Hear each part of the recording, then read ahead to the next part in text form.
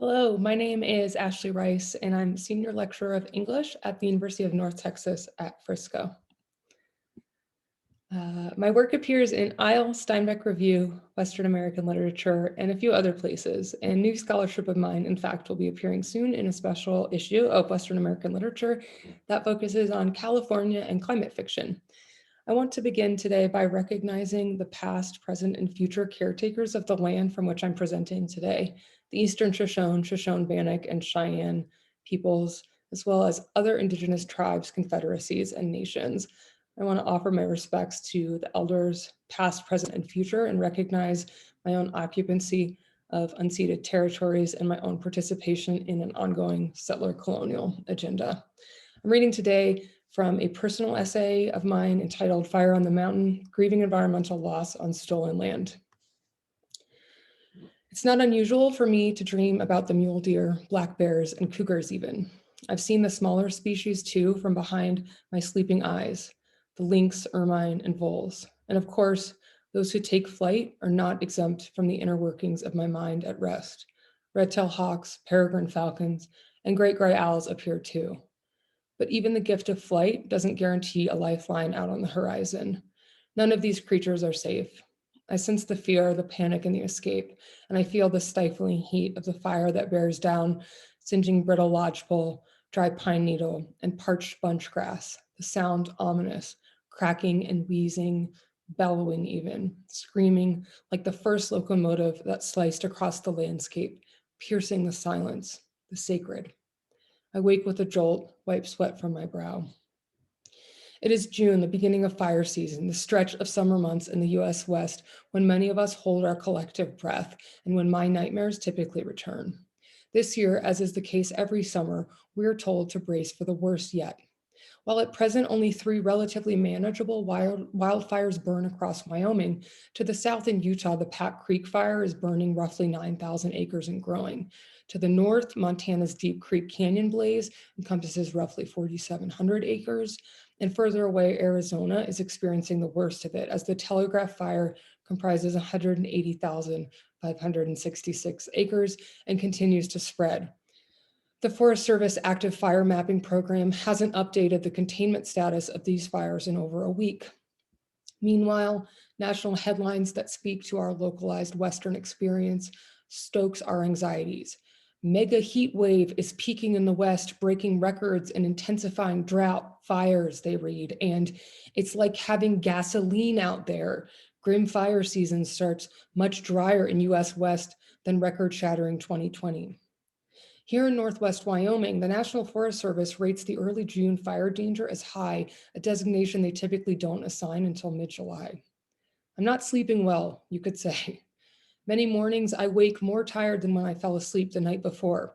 Over the sink, I pick dirt from underneath my fingernails and scrub soot from the nape of my neck. In my dreams, I've been outside of my body, watching myself deep in the backcountry, frantically toiling at building the fire line, furiously gouging and desperately scraping away the surface of the forest floor to get to the dark soil, to turn to the minerals below, turn them upward toward the surface. Delicate ash falls like snow against an infernal sky as supertankers skirt the hillside, dropping sheets of ruby red fire retardant from the heavens like heavy rain. Fire season is nothing new, although its daunting, formidable nature is novel. With the settler theft and occupation of unceded lands and the dispossession of Indigenous stewards came the loss of vital, traditional ecological knowledge. After all, whereas those whose territories I occupy, the Shoshone-Bannock and Eastern Shoshone tribes, and the Cheyenne Nation, among many others, devised ways to contend with wildfire through seasonal relocation and to utilize it depending on tribal customs and regional conditions, the colonization of the US West has relied on erasure. For centuries, settlers have taken for granted established indigenous traditions and methods this continent's first peoples employed, such as the kind of controlled burns that are integral to maintaining ecosystem health. As I have told countless visitors to Grand Teton National Park, as I led strings of them on horseback through the sage flats above the park's famed Oxbow Bend, species like lodgepole pine, for instance, which thrive across the greater Yellowstone ecosystem, depend on fire to proliferate. In the case of the lodgepole, a waxy resin that coats their cones keeps the cones sealed tightly, the seeds entombed within. Only extremely high temperatures, the likes of which can only be reached in the event of a wildfire, can heat the cone's resin, releasing the seeds, which then fall to the forest floor. After a wildfire, mineral-rich soil coupled with a thinned forest canopy that allows for abundant sunlight amount to ideal conditions for the seeds that have fallen and for regrowth and the propagation of dense lodgepole stands. Wildfire, in this case, and in so many others, begets new life. This is why in the early summer of 1988, when I am 4, the park managers allow an unprecedented series of lightning-caused wildfires to burn in Yellowstone National Park. For the first 100 years of the park's existence, preservationists misunderstood fire, believing it should be extinguished in the name of protecting park landscapes and resources. In 1972, settler fire suppression tactics rooted in ecological awareness began to mirror Indigenous practices to the extent that by 1988, park officials allowed 11 of 18 early season fires to burn themselves out. Yet the fires weren't behaving as predicted and were expanding at unprecedented speeds. An unusually dry July, years of accumulated underbrush, and bouts of high summer winds compelled the Park Service to begin suppression efforts on July 21st. All told, armies of firefighters, hundreds of aircraft, and $120 million could not accomplish what a quarter inch of snow did on September 11th. The precipitation extinguished the fires, but not before they scorched 1.2 million acres, or 30% of the park's total acreage. The scorched landscape of Yellowstone haunts my fire season dreams. In 1989, I visit the park with my family and am met with the scene I still process. Try explaining to a 5-year-old that the seared, black rolling earth, blanketed with soot and strewn with ashen tree trunks, is a harbinger of healthy ecological succession.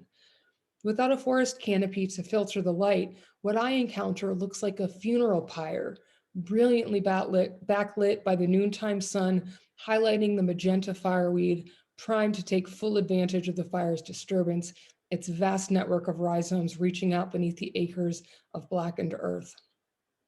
In my dreams, I return to the site where I find myself abandoned amidst the cinder and the ash, dizzy and parched and lost. The party tasked with retrieving me from the vastness of this moonscape has scaled back its efforts after many days of searching. I'm being given up for dead.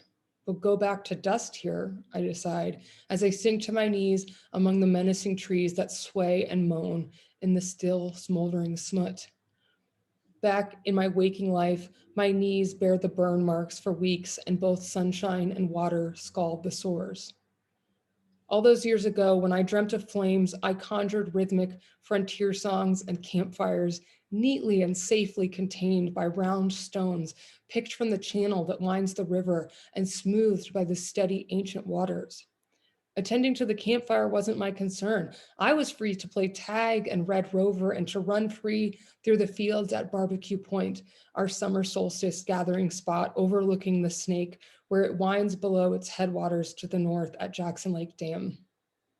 In my dreams, the low baritone voice of the cowboy who taught me at age 5 to swing my leg over Appy, a nearly 100-year-old retired dude string horse, and ride him like you stole him, would sing Ghost Riders in the Sky. His background incidentals were the steady fire's hum and its cracks and rasps and pops. Upon waking, I'd sing the lyrics to myself throughout the day. If you want to save your soul from hell or riding on our range, then cowboy, change your ways today, or with us you will ride, trying to catch the devil's herd across these endless skies. Yippee-i-o, yippee-i-a. Before too long, I graduate from nose to tail trail rides on dude horses like Appy to hoot and holler and gallops through the sage flats on green horses Fuke and Stick. Next, I trade the Western saddle for an English seat and graduate from quarter horses to thoroughbreds who couldn't hack it at the track, but can clear high fences with ease. So I'm far away to the east at age 16, riding on the competitive circuit when the West contends with an unusually volatile fire season that spans the summers of 2000 and 2001.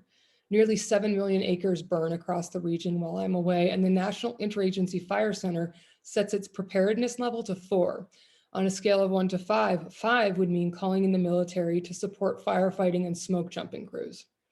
70 years have passed since the last significant fire in Teton Valley. Decades of fuel have accumulated and are ripe for ignition. Bridger Teton National Forest, which backs up to my mom's property line, boasts subalpine fir. Its forest floor is blanketed with felled trees, many taken out by the pine bark beetle epidemic, a warning sign that climate change has been at play in the West for decades and that its effects will reverberate in ways that we haven't anticipated. On July 22nd, 2001, 30-mile-per-hour winds kick up an escaped campfire, sending the flames surging and soaring through the sage and spruce pine ridges south of Teton Pass. My mom and her neighbors in Wilson know what's afoot. They know to be ready, and they're as prepared as they can be in a situation like this. They've hauled their livestock off to ranches across the valley, sent pets off to stay with friends and family, loaded their cars with not only the most precious of possessions, but the senseless things one grabs in a panic.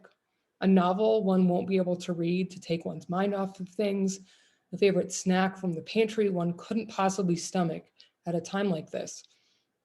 The county sheriff's deputies go door to door under a hazy, burnt orange sky after the alert goes out. It's important to be sure everyone has heard that the evacuation order has been issued. 150 homes are evacuated, coated with foam and gel as a preventative measure, and 4,620 acres burn before my mom and her neighbors return to their homes, which miraculously still stand. Nonetheless, it will be weeks before my mother will unpack her car, place her framed photographs back upon the mantle, settle in, and begin that novel she grabbed on her way out the door. Meanwhile, I make my way through the Eastern show jumping circuit and can barely focus as I move across Ohio, Kentucky, Maryland, Pennsylvania, the lands of the Shawnee, Hopewell, Miami, Osage, Piscataway, Susquehannock, and so many more. After long days tending to and caring for the horses, schooling and competing over fences, and cleaning tack and stables, when I drift off at night, I take flight. Suddenly, a trained air tanker pilot bombarding the Green Knoll fire from above. Our relentless air assault blares and echoes against the sides of the valley.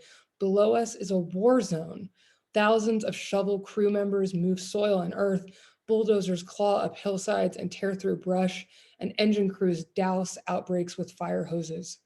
Even after I wake, my ears ring for days on end. My chest cavity rattles. A decade or so later, in September of 2012, a partial fire ban does not deter a man my mother dated for a while years ago from igniting a barrel of refuse in his backyard in Horse Thief Canyon, about 4 miles south of town. The barrel's bottom had rusted through, and this allows the embers to escape and blaze up Wilson Canyon, which angles northeast towards the backside of Snow King, the town hill. The burn leaves a telling pyramid-shaped black scar across the pale, parched western wheatgrass and sage, pointing directly to the burn barrel behind his house, leaving little question as to the fire's origin. 3 weeks later, crews contain the inferno, but not after it has engulfed 3,373 acres and laid a blanket of smoke over the valley. As we know from the Horse Thief Canyon fire, any wildfire that's able to crest one of 2 trigger points on either Snow King summit or along the ridge above the Cache Creek drainage a few miles to the east of my own home will prompt mandatory evacuations for thousands of us who live in East Jackson. And this is what we fear will happen in the following fall, in 2013, when the Little Horse Thief Canyon fire encroaches upon the ridgeline. I'm in my 30s when I put my own roots down in the valley, and I rely on the friends who rent from me while I'm away teaching in North Texas during the academic year to pack their cars with their beloved irreplaceable items and my own, or at least those to which I'm able to direct them over the phone. Important papers, journals, and albums of photographs mostly.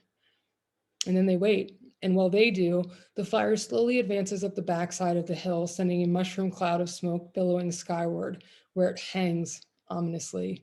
Text updates interrupt my classes and calls interfere with my meals. And when they don't, the silence reverberates, intruding upon any moment of solace I can conjure, any brief instance of forgetting. From where I am, roughly 1,200 miles away, the compounded trauma of localized wildfire keeps me awake, and I can't decide which is worse. the nightmares, or the sleeplessness. There have been Green Knoll and Horse Thief and Little Horse Thief, sure, but also Berry, Paintbrush, Roosevelt, Holmes Cave, Saddle Butte, and too many others to name. What's more, Northwest Wyoming is not an island, which means that any one of the West's wildfires ignites the pit in my stomach and makes my body tense. Yarnell Hill, Rimfire, Campfire. These blazes may as well have brought the same destruction to Bridger Teton National Forest as they did to Yarnell, Arizona, to Yosemite, to Paradise, California. The same conditions bring them about: the effects of climate change, the abundance of fuel in forested areas, the development of settler communities in environments into which we have forced our way without thinking things through. Now it's only a matter of time before a careless camper leaves a pile of smoldering embers to die out, or a charged cumulonimbus fires off a bolt of lightning that makes ground contact in the wrong place. This August, within the heart of fire season, I will turn 37 years old. This means I will have 37 years of experience with grief, and yet I still have so much to learn. What I do know is that grief tends to strike acutely, but we can also live with it chronically. Ecological grief, it seems, however, is both acute and chronic. With every above average temperature in June, my heart sinks. With every hint of electricity in the air on a July afternoon, my shoulders tense.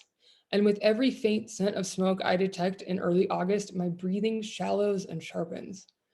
But what do these singular moments amount to in the context of a lifespan defined by cumulative despair in the face of a warming planet that is burning all around me? And who am I to grieve these seared forests and shrouded vistas to begin with? After all, what I and so many others are losing this place to is in fact a force for regeneration. Who am I to fear the end of the world when, as so many Indigenous thinkers and writers and scholars tell us, the settler state has already brought the end of the world to fruition for those whose land I occupy? I am living a series of moments wherein at any moment grief and loss can ignite the unattended to tinder of my memory, my lived experience, the echoes of my past, all of which are undoubtedly rooted in this land that is not mine to occupy or love or grieve. And yet I grieve. And on summer nights, when fire season is upon us, I tend to the fuel, I tend to the flames, I tend to the ashes. Thank you.